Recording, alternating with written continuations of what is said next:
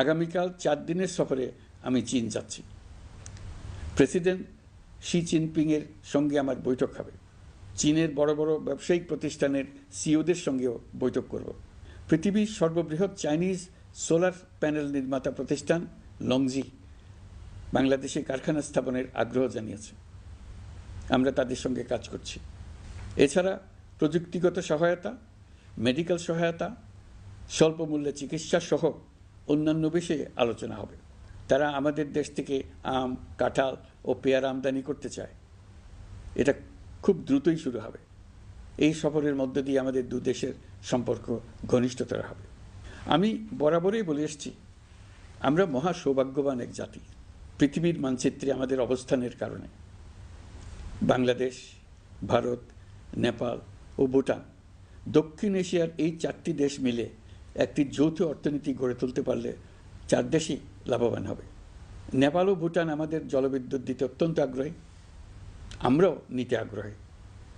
বাংলাদেশের শিল্পাঞ্চল গড়ে তুলতে এর কোনো বিকল্প নেই। আমাদের রয়েছে এক বিস্তীর্ণ মহাসাগর।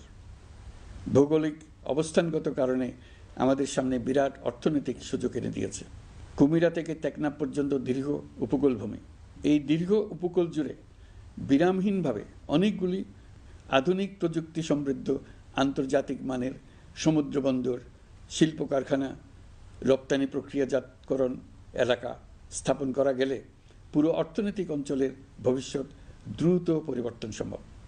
নেপাল থেকে জলবিদ্যুৎ আনতে পারলে জীবাশ্ম জ্বালানির উপর আমাদের নির্ভরশীলতা কমবে। বর্তমানে বিশ্ববাসী পরিবেশ রক্ষায় সচেতন, তারা এটাকেই সর্বোচ্চ অগ্রাধিকার দিচ্ছে। জীবাশ্ম জ্বালানির উপর নির্ভরশীলতা কমিয়ে পরিবেশ বান্ধব বিকল্প পাওয়া গেলে বিদেশি বিনিয়োগকারীদের আরও বেশি মনোযোগ আকর্ষণ করা যাবে। দেশের ক্রমবর্ধমান বিদ্যুৎ চাহিদার পরিপ্রেক্ষিতে রূপপুর পারমাণবিক বিদ্যুৎ কেন্দ্রের কাজ যথাসময়ে শেষ করার বিষয়ে আমরা জোর দিয়েছি। রোসাটমের মহাপরিচালক আমাকে বলেছেন, শিগগিরই বিদ্যুৎ কেন্দ্রটি পরীক্ষামূলকভাবে চালু করা হবে।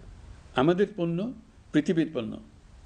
এই পণ্য নেপালে যাবে, ভুটানে যাবে, ভারতের 7 সিস্টার্সে যাবে। প্রতিবেশীদের পণ্য আমাদের এখানে আসবে, সারা পৃথিবীর কাছে পৌঁছে যাবে। এইভাবেই এটি একটি লাভজনক অর্থনৈতিক অঞ্চল হিসেবে দাঁড়িয়ে যাবে। আর এই অঞ্চলের গুরুত্বপূর্ণ ভূমিকায় থাকবে বাংলাদেশ।